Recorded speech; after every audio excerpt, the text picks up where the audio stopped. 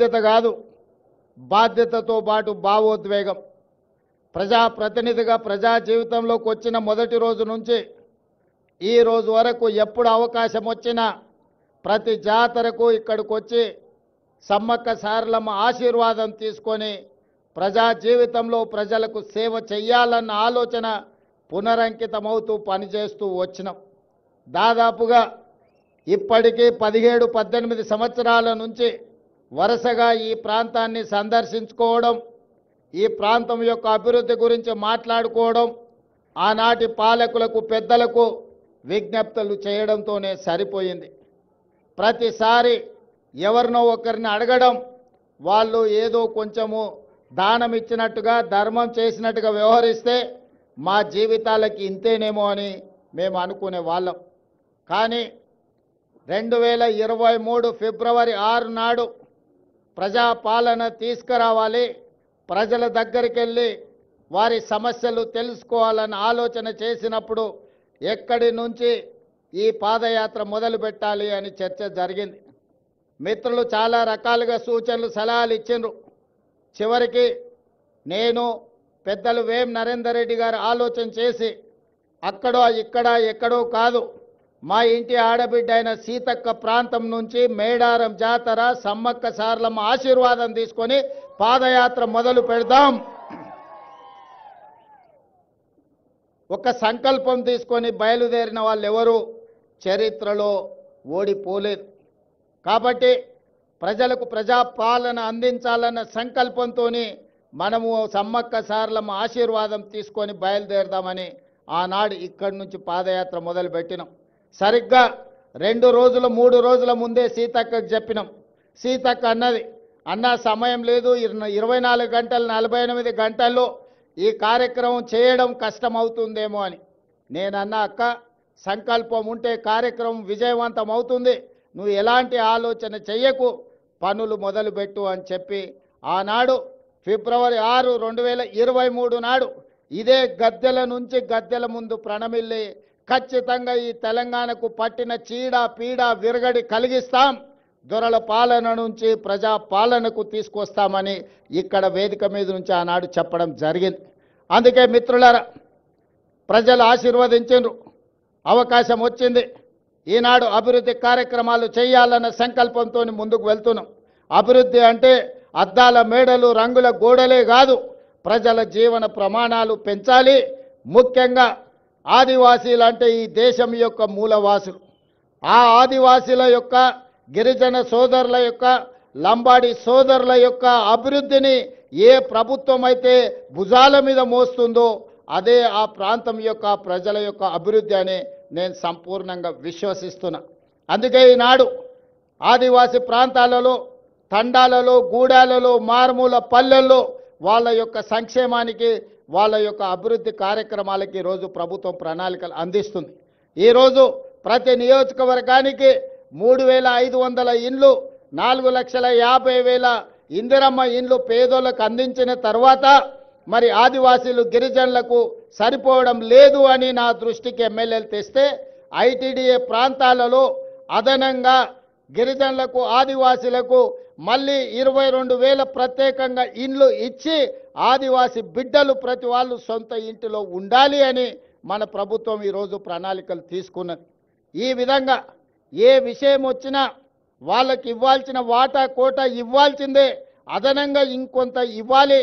ఎందుకంటే దశాబ్దాలుగా వాళ్ళకు అన్యాయం జరిగింది, నష్టం చేకూరింది. కాబట్టి వాటిని సరిదిద్దడానికి ప్రయత్నాలు చేయాలి అని చెప్పి ఈరోజు మన ప్రభుత్వం ముందుకు వెళ్తుంది. అందుకే ఈనాడు సన్న బియ్యం ఇచ్చిన, రేషన్ కార్డులు ఇచ్చిన, రైతు రుణమాఫీ చేసిన, రైతు భరోసా పథకాన్ని అమలు చేసిన, ఇందిరమ్మ ఇండ్లు ఇచ్చిన, ఈరోజు దేవాలయాల అభివృద్ధి కార్యక్రమాలను చేపట్టిన, ఆదివాసీలను గిరిజనులను దృష్టిలో పెట్టుకొని వాళ్ళకి ఏ విధంగా మేలు జరుగుతుందో దాని ప్రకారం ప్రణాళికలు సిద్ధం చేసుకొని ఈనాడు మన ప్రభుత్వం ముందుకు వెళ్తుంది. గతంలో లేనంత గొప్పగా ఈనాడు దళితులకు, గిరిజనులకు మన మంత్రివర్గంలో కానీ మన ప్రభుత్వంలో కానీ ఎంతో ప్రాధాన్యత ఇవ్వడం జరిగింది. పరిపాలనలో భాగస్వాములు చేసుకుంటూ ప్రణాళికబద్ధంగా వాళ్ళ అభివృద్ధి కోసం నిర్ణయాలు తీసుకుంటూ ముందుకు వెళ్తున్నాం. ఇవాళ మిత్రులారా, ఈ కార్యక్రమం ఈరోజు సమ్మక్క సారలమ్మ గద్దెల మరియు ప్రాంగణ అభివృద్ధి పునర్నిర్మాణ కార్యక్రమము జీవితంలో వచ్చిన గొప్ప అవకాశం. ప్రతి మనిషి జన్మిస్తుంటాడు, మరణిస్తుంటాడు, కానీ కొద్ది మందికే అరుదైన అవకాశాలు వస్తుంటాయి. ఈనాడు నాకు మా సీతక్కకు ఒక అరుదైన అవకాశం, సమ్మక్క సారలమ్మ గద్దెలు మరియు ప్రాంగణ పునర్నిర్మాణం. ఈ జన్మలో దక్కిన గొప్ప గౌరవం. సీతక్క చెప్పినట్టుగా తన జన్మ ధన్యమైంది. ఒక్కసారి గుట్టల మీద నుంచి అమ్మను గద్దెల మీద కూర్చోబెట్టే అవకాశం వస్తే నాకు ఈ జన్మకు చాలు అనుకుంది. కానీ గతంలో ఇతరుల దగ్గరికి వెళ్ళి రిప్రజెంటేషన్స్ ఇచ్చి మాకు నిధులు ఇవ్వండి అని అడిగే పరిస్థితి ఉండే.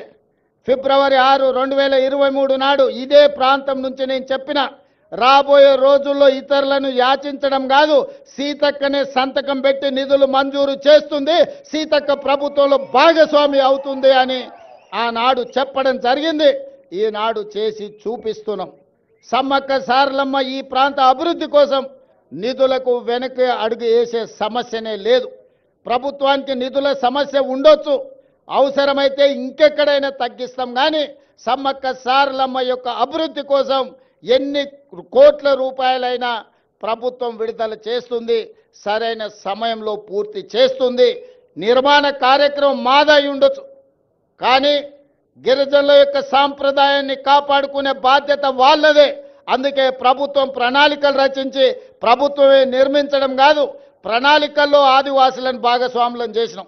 సాంప్రదాయాన్ని పరిరక్షించడంలో ఆదివాసులను భాగస్వాములను చేసినాం.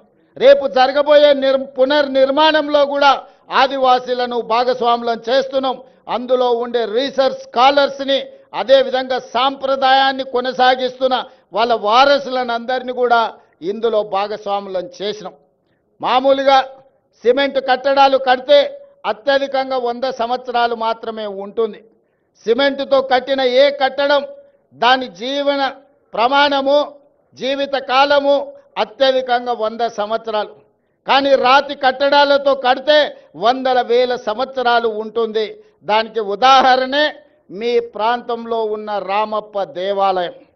రుద్రదేవుడు ఆనాడు కట్టిన దేవాలయం 800 సంవత్సరాలైనా యునెస్కో లిస్టులో ఈరోజు చేరింది అంటే రాతి కట్టడాలతోని, గొప్ప నగిశీలతోని రామప్ప మందిరం కట్టిండు రుద్రదేవుడు. కాబట్టి ఇయాలటికి అది చరిత్రలో నిటారుగా నిలబడ్డది. అందుకే అధికారులు సిమెంటుతో ప్రతిపాదనలు తెచ్చిన సిమెంటు కట్టడాలు వద్దు, రాతి కట్టడాలతోనే కట్టాలి. రాబోయే 100 సంవత్సరాలకు సమ్మక్క సారలమ్మ మందిరం, గద్దెలు, ప్రాంగణం ఆదర్శంగా ఉండాలి, ఈ ప్రాంతంలో అభివృద్ధి జరగాలి అని ఈరోజు ప్రతి కట్టడం రాతి కట్టడాలతోనే కట్టాలని ఈరోజు నిర్ణయం తీసుకున్నాం. అందుకే ఇదొక గొప్ప కార్యక్రమం, జీవితకాల అవకాశం. ఈ గొప్ప కార్యక్రమంలో మీరందరూ భాగస్వాములు కావాలి, మీ అందరి ఆశీర్వాదం కావాలి ప్రభుత్వానికి. మేము మిమ్మల్ని మనులు మాణిక్యాలు అడగడం లేదు. ప్రజల యొక్క ఆలోచన, ఆదివాసీ సోదరుల యొక్క కోరిక మేరకు ఈ ప్రభుత్వం ఈ ప్రణాళికను తీసుకొని వచ్చింది. 100 రోజుల్లో ఈ పనులన్నీ పూర్తి చెయ్యాలి అని ఈనాడు ప్రభుత్వం టార్గెట్ పెట్టుకొని పనిచేస్తుంది. జనవరి 28 నుంచి జనవరి 31 వరకు ఏదైతే ఈ సమ్మక్క సారలమ్మ జాతర జరగబోతుందో, వివిధ ప్రాంతాల నుంచి, వివిధ రాష్ట్రాల నుంచి ఈ మధ్య విదేశీ పర్యాటకులు కూడా ఇక్కడికి ఆశీర్వాదం కోసం వస్తున్నారు. భక్తులకు ఎలాంటి అసౌకర్యం కలగకుండా ఇక్కడ అభివృద్ధి కార్యక్రమాలు వేగంగా జరగాలి అంటే రాత్రింబవళ్ళు ఇక్కడ పనులు జరగాలి. పొద్దుటిపూటనే పని చేస్తే సమయం సరిపోదు, రాత్రి సమయంలో కూడా పని చేయాలి. మరి ఇక్కడ నిపుణులు పనిచేస్తున్నప్పుడు వాళ్ళకి రక్షణ కల్పించి వాళ్ళకి అన్ని వసతులు చూసుకోవాల్సిన బాధ్యత స్థానికులదే. ప్రభుత్వం ఎన్ని చేసినా కొంతమేరకే ఉపయోగం ఉంటుంది, కానీ స్థానికుల భాగస్వామ్యం ఉంటే 100% ఈ కార్యక్రమం వేగంగా ముందుకు వెళ్తుంది. ఇవాళ సమ్మక్క సారలమ్మ గద్దెలే కాదు, జంపన్న వాగు నిర్మాణం గురించి, భక్తులు రావడానికి, భక్తులు దర్శనం చేసుకున్న తర్వాత వెళ్ళడానికి కూడా రహదారుల నిర్మాణం కోసం కూడా ఈరోజు నేను అధికారులకు సూచనలు, సలహాలు ఇవ్వడం జరిగింది. పొంగులేటి శ్రీనివాసరెడ్డి గారికి నేను ఆదేశాలు ఇచ్చిన నెలలో 3-4 సార్లు ప్రతి వారం ఇన్ఛార్జ్ మంత్రిగా వారు ఖచ్చితంగా ఇక్కడికి పర్యటన చేయాల్సిందే, ఈ పన్నులను పర్యవేక్షించాల్సిందే. రాబోయే 100 రోజులు ఇందులో భాగస్వాములు అయ్యే వాళ్ళందరికీ నేను సూచన చేసిన, మనం అయ్యప్ప మాల వేసుకుంటే ఎట్లయితే మాల వేసుకొని భక్తితో ఉంటామో సమ్మక్క సారలమ్మ మాల వేసుకోండి, భక్తితో ఇక్కడి పనులను పూర్తి చేయండి అని చెప్పి మా అధికారులకు, మా సాంకేతిక నిపుణులకు, మా ప్రజాప్రతినిధులకు సూచన చేసిన. అందుకే మిత్రులారా, మళ్ళీ పూర్తి చేసుకున్న తర్వాత ఈ ప్రాంగణానికి నేను వస్తా. ఈసారి జాతరను అద్భుతంగా చేసుకుందాం. ఈ వేదిక మీద నుంచి కేంద్ర ప్రభుత్వానికి నేను విజ్ఞప్తి చేస్తున్నా, కుంభమేళకు మీరు వేల కోట్ల రూపాయలు ఇస్తున్నారు. మరి మా ఆదివాసీ కుంభమేళకు కేంద్ర ప్రభుత్వం ₹1 ఇవ్వడానికి కానీ జాతీయ పండుగ గుర్తించడానికి కానీ వాళ్ళకి ఎందుకో మనసు రావడం లేదు. దయచేసి కిషన్ రెడ్డి గారు, బండి సంజయ్ గారు, ఈ ప్రాంత ప్రజల ఆశీర్వాదంతోనే మీకు ఆ హోదా వచ్చింది. నరేంద్ర మోడీ గారు ఈ దేశానికి ప్రధానమంత్రి అయినరు. ఇప్పటికైనా ఆలోచన చేయండి. కుంభమేళానే కాదు, ఉత్తరప్రదేశ్లో ఉన్న అయోధ్యనే దేవాలయాలు కాదు, ఈనాడు తెలంగాణ ప్రాంతంలో ములుగు అడవుల్లో ఇక్కడ ఉన్న సమ్మక్క సారలమ్మ కూడా ఒక గొప్ప దేవాలయం, ఒక చరిత్ర ఉన్నది. ఒక పోరాట పటిమతో పౌరుషానికి మారు పేరు, రాచరికం మీద తిరుగుబాటు చేసి జెండా ఎగరేసిన సమ్మక్క సారలమ్మ జాతరకు జాతీయ పండుగ గుర్తింపు రావాలి. దీనికి కోట్ల రూపాయలు కేంద్ర ప్రభుత్వం ఇవ్వాలి. ఇవ్వకపోతే మీ ఇష్టం, నేనేమనను. కానీ సమ్మక్క సారలమ్మ అన్ని గమనిస్తున్నాయి. ఎందుకంటే ఇవాళ ఉదయం బయలుదేరే ముందు వర్షం ఉంటుంది, హెలికాప్టర్ పోదు సార్ అన్నారు. అంటే నేనన్నా, మీరేం చింత చేయకండి, ఏర్పాట్లు చేసుకోండి, సమ్మక్క సారలమ్మ వచ్చే అడ్డంకులను అన్నీ తొలగిస్తుందని మా అధికారులకు నేను చెప్పిన. మేఘాలు కమ్ముకొచ్చినట్టు వర్షం కురిసిన వాతావరణం ఉన్న మేఘాలన్నీ కూడా ఎక్కడికక్కడిగా విడిపోయి ఈనాడు ఇక్కడికి వచ్చి ఈ మంచి కార్యక్రమాన్ని చేపట్టడానికి ప్రకృతి పూర్తిగా సహకరించింది. ఇవాళ ప్రకృతి ఒడిలో, ప్రకృతి వనంలో ఈరోజు ప్రకృతికే దేవతగా, దేవుళ్ళుగా ఈరోజు మనం కొలుసుకుంటున్న సమ్మక్క సారలమ్మ గద్దె మరియు ప్రాంగణ పునర్నిర్మాణానికి ప్రకృతి పూర్తిగా సహకరించింది. సమ్మక్క సారలమ్మలు ఆశీర్వదించరు. ఇక మనం ఈ సంకల్పం తీసుకొని కార్యక్రమం పూర్తయ్యే వరకు మనందరం కష్టపడి పనిచేద్దామని తెలియజేస్తూ మీ అందరి దగ్గర సెలవు తీసుకుంటున్న ధన్యవాదాలు మిత్రులారా.